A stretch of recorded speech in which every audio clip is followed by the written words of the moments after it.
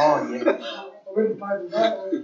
You can choose to sit here if you want. That'd be more of a conflict, but you'd have to step down from his other role. That's right. Yeah, it's a good balance. All right, okay, yeah. So no, it's not just could be another one if you wanted to. But it's up to you. Didn't indicate whether you more. So I said, how long is yours? Part of it said, oh, maybe 5 minutes. She said, it'll be all over by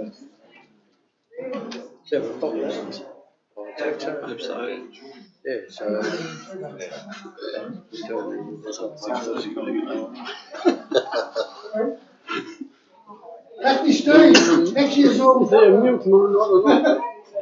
Oh, Tomorrow night. What time's that? 5:30. The meeting 5:30 tomorrow night. I'll be out walking. Yeah, I think so. No. Yeah. I think that We're going to have to be Darren, don't we? Yeah. Come on.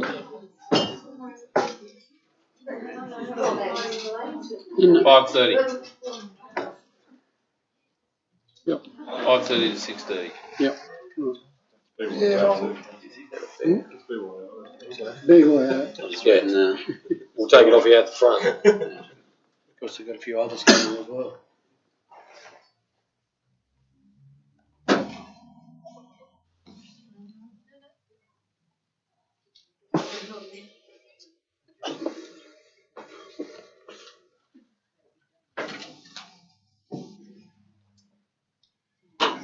Does that improve anything?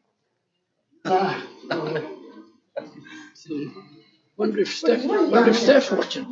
Yeah, absolutely. Yeah, it is you. That's right. Yeah, Is it? drove me through the bull rushes.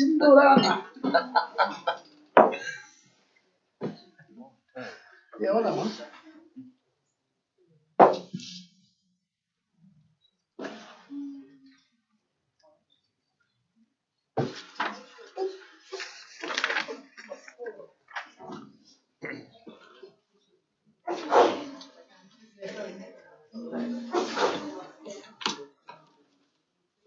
The chair.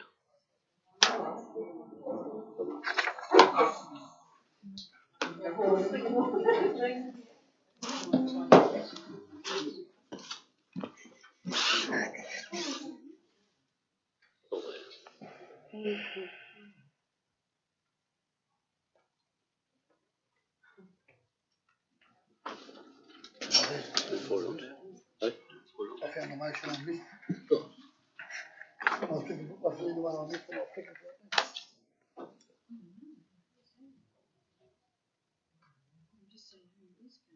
Right, you didn't have to. One's here. All over the meeting? Welcome those present in attendance and advise that the meeting will be recorded in accordance with council policy titled Electronic Recording of Council Meeting Policy Meetings of Council to assist in the preparation of minutes and ensure a true and accurate account of debate and discussion at meetings is available.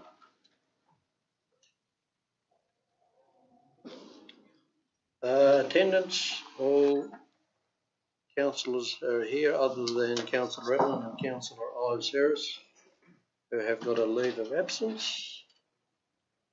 Are there any apologies from the floor at all? This is an open meeting, so are there any apologies at all? No apologies. Confirmation of previous minutes held on the 19th of November 2020. And so would somebody move that be accepted? I moved. Councillor Oldacre, Seconded. Councillor Aposky. Any queries on the accuracy of the minutes? If not, I'll put the report, the motion. All those in favour? Aye. Against, carried. Now go on to the annual report. And so just a few comment from myself, and then we'll have a few comments from our general manager, and then and then from Duncan on the all the figures. So this year, obviously, one of the major things that we were responding to was because of the COVID pandemic. Hopefully, that will be behind us. But being today, when the borders opening up, who knows what's going to happen? So I must say we have talked about that a fair amount recently, and so we're prepared for whatever might happen. And I want to thank the community for their help with that in the last 12 months, because other than 2 or 3 months last year, the year went extremely well compared to pretty well all the rest of the mainland. So we ought to be very proud of what had happened here. The major issue for this community obviously was tourism, and the tourism certainly took a hit, and it's just starting to get back to where it was, and we're expecting after Christmas we should be fully back, as long as nothing unforeseen happens in the next couple of months. So we just hope that doesn't happen.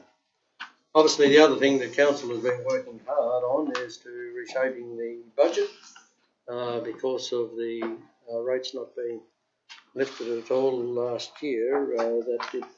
We have a decrease, as we can see in the figures this year, but hopefully that will come back. And also the Tasmania Water, because we didn't get any of the first dividends, we did get some in the second lot, but we took a hit there as well. And so other than that, I just want to thank all councillors and all our staff for a wonderful job again. I think that everybody worked together extremely well under difficult circumstances, and we're in much better shape than what we were expecting to be this time last year. So, which is great. So I'll now hand over to our General Manager. Thank you, Mr. Mayor. In terms of the General Manager's perspective on the year, it's been a year where the teams have had to adapt in meeting customer and community needs. We've had significant activities in relation to adapting the services that we deliver. We've also seen the ongoing challenges of COVID-19 and the pandemic. Those particular outcomes, as the Mayor has mentioned tonight, are still in a significant component in reshaping how the society lives in a modern context.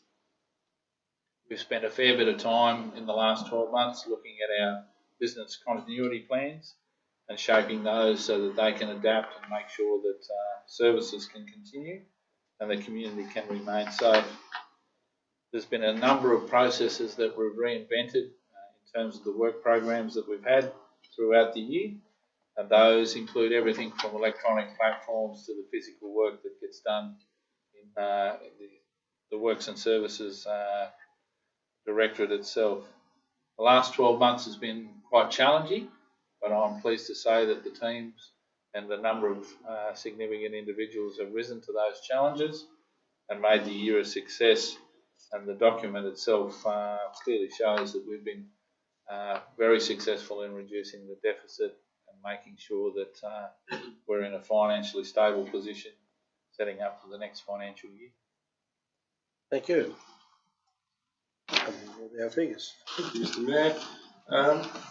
For the financial year ended 30th of June 2021, Council reported an operational loss of $516,000.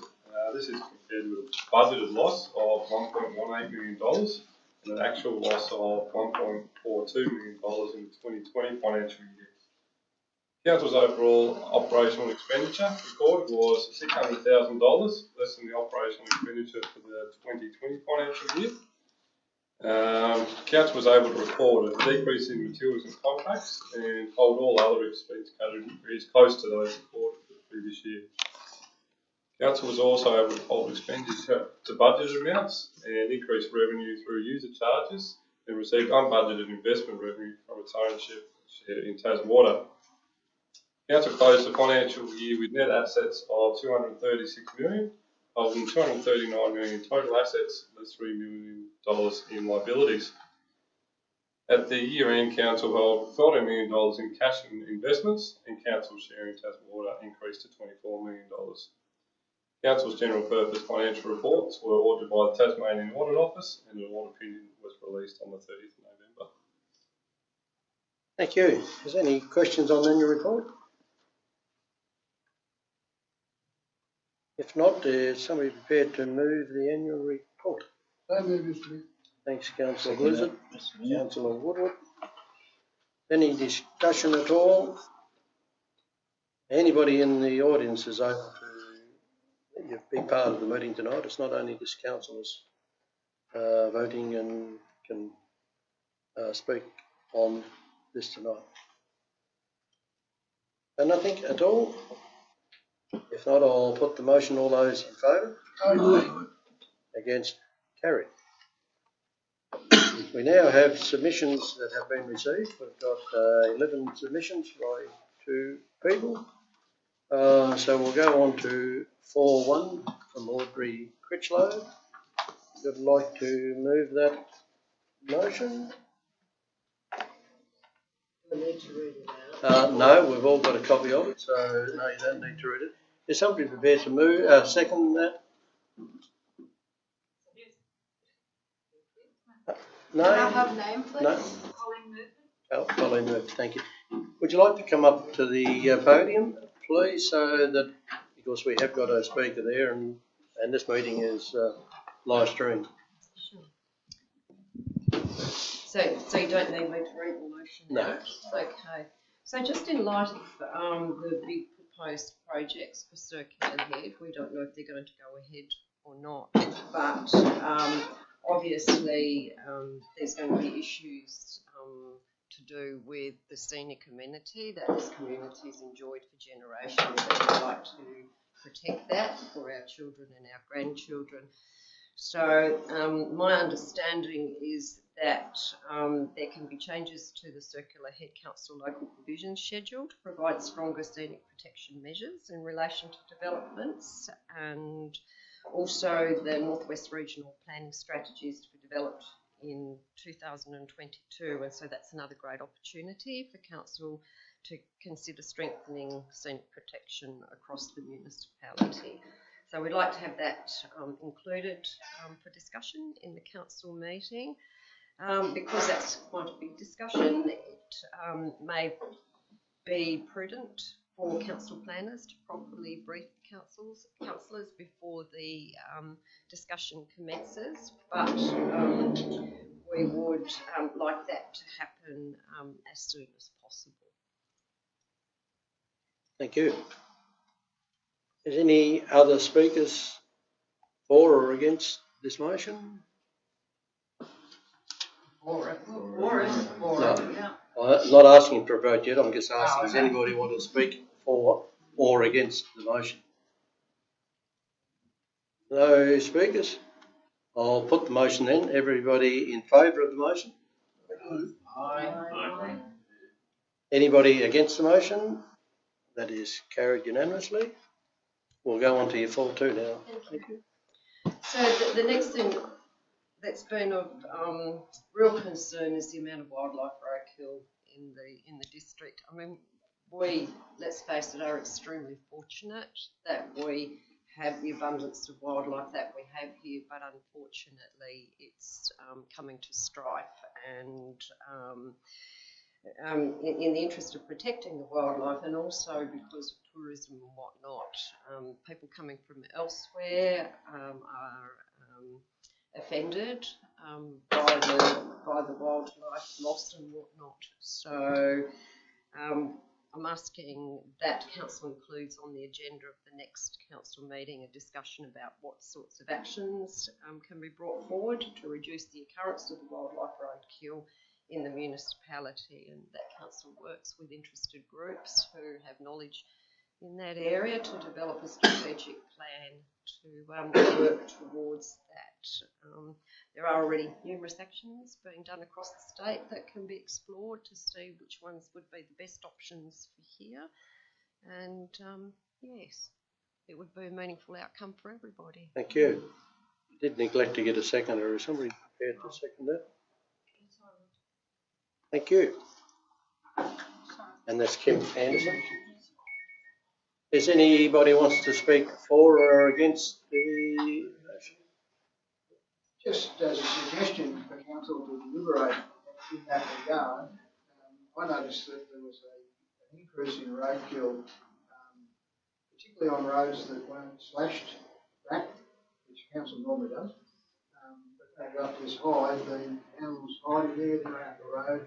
It's one method I think that could be looked at. A little bit more concentration on keeping that roadside verge down.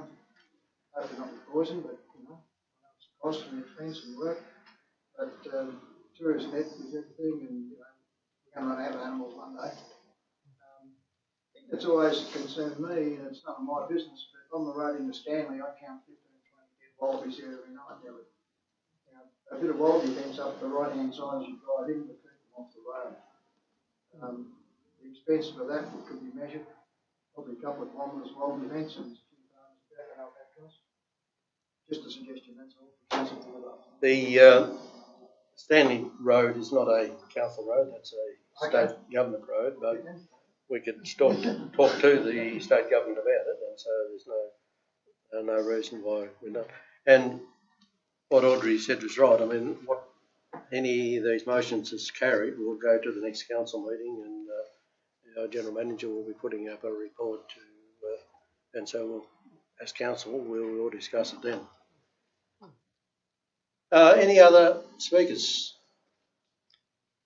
If not, I'll put the motion. All those in favour? Against? That's carried unanimous. Thank you. We now go on to item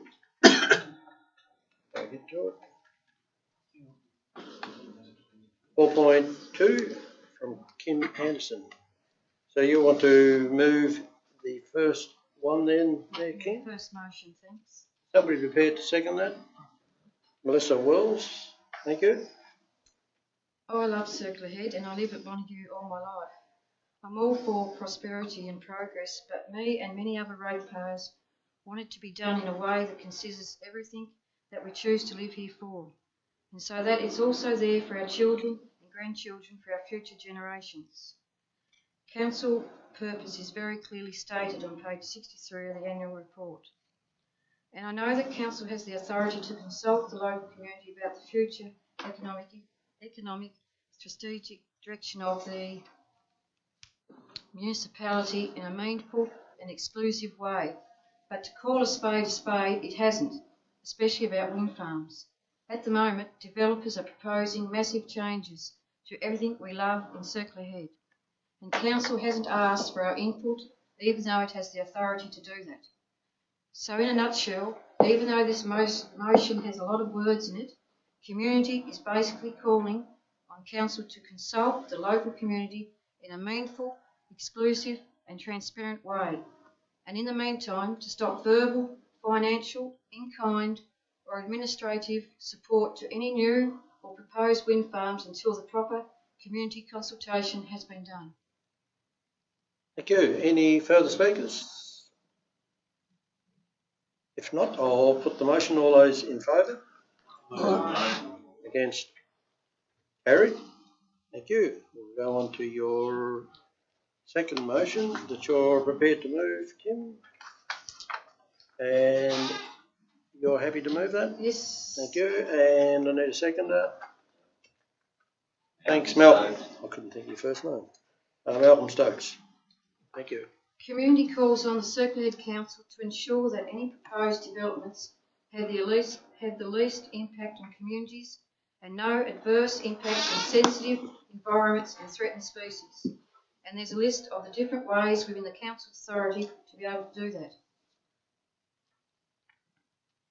Thank you. Is anybody who wants to speak for or against the motion?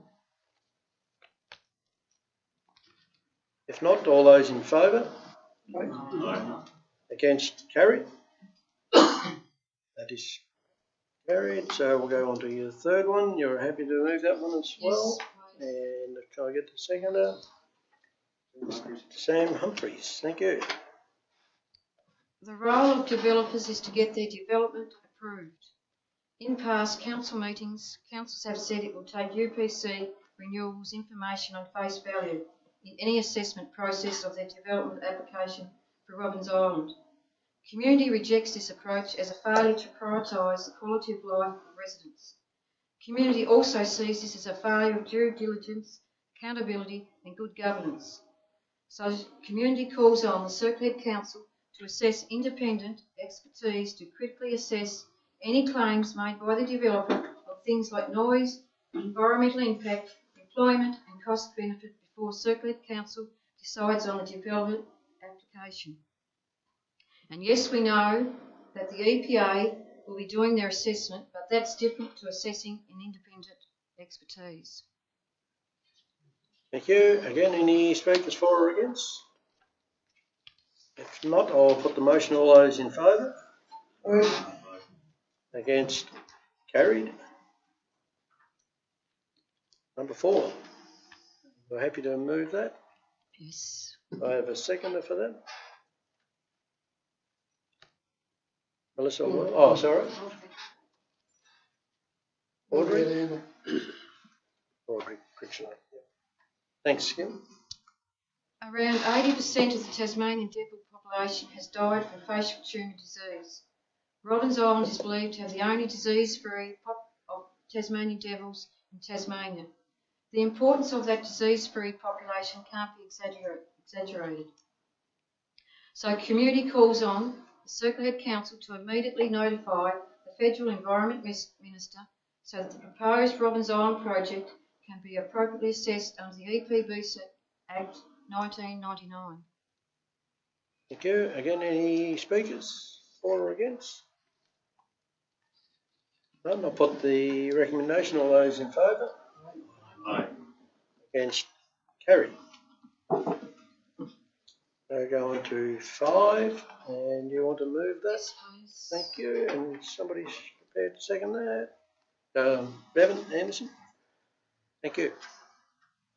As far as I know, if the Robbins Island wind farm goes ahead, then the developers are responsible for damage to local infrastructure, especially roads, but they're allowed to self-assess that damage, meaning that they can decide how much damage has been done and therefore what they're financially responsible for. This would mean there is a risk that damage could be understated and ratepayers ending up footing the bill for the shortfall. So communities call on Circular Head Council to require independent assessment of any infrastructure damage, including roads, and then to charge accordingly. Thank you. Any speakers? No, I'll put the recommendation. All those in favour? Against? Carried. Item 6, are you happy to move again? Suppose. Somebody prepared to second that? Take a name. William Humphreys. William Humphreys, thank you. Circular Head has a really high level of roadkill. This year alone, 62 devils from January to June. And between the 6th and 9th of December, which was last week, 5 more Tassie devils were found dead on the Montague Road to Woolnorth. So community calls on the Circular Head Council to immediately develop and implement a road use strategy to better protect native species. Thank you. Again, is there any speakers for or against? No, I'll put the recommendation. All those in favour? Against? Carried. Number 7. We're Yes, prepared to move please. again. Seconder for this one. Sorry, Audrey. Thanks, Audrey. Community wants to know whether Circular Head Council has made any financial or in-kind assistance to private sector developers. So, community calls on Circular Head Council to specifically refer to and itemise that in its financial reports in 2021-22 annual report. Thank you. Again, any speakers for or against? No, I'll put the recommendation. All those in favour? Against? Carried. 8. Yes, please. I've got a seconder for this. Malcolm Stokes. Thank you. There have been media reports about proposed industrial, agriculture and offshore wind farms on the northwest coast.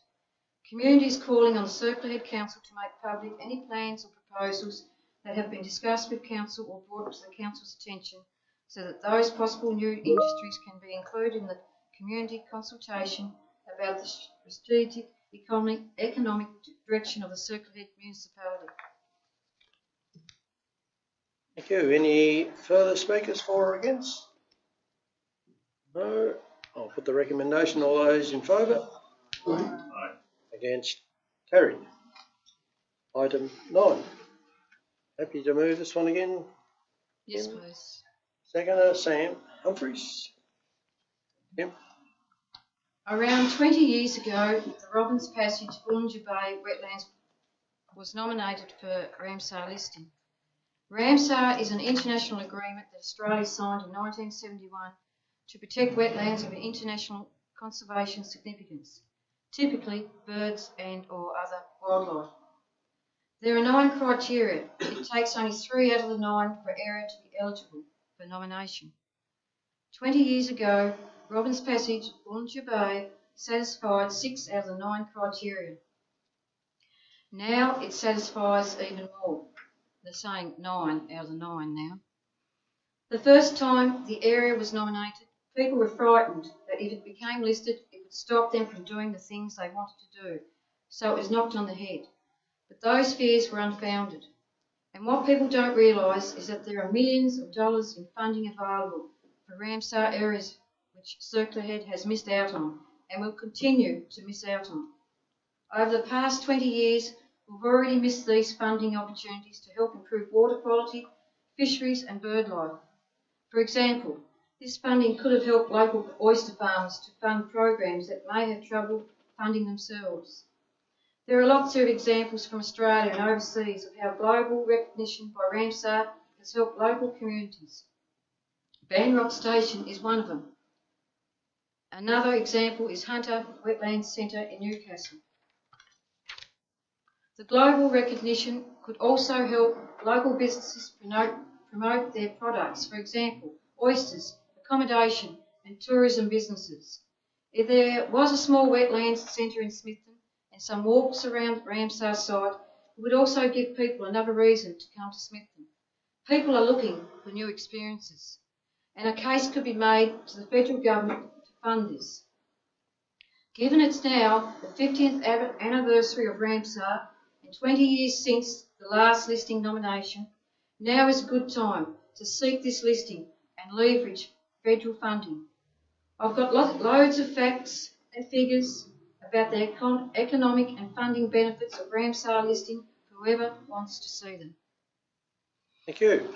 Any speakers for or against this one? No?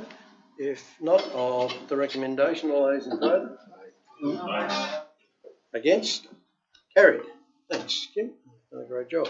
So all these motions will now be put to council at the next meeting, and so we'll deal with it as a council at that point in time.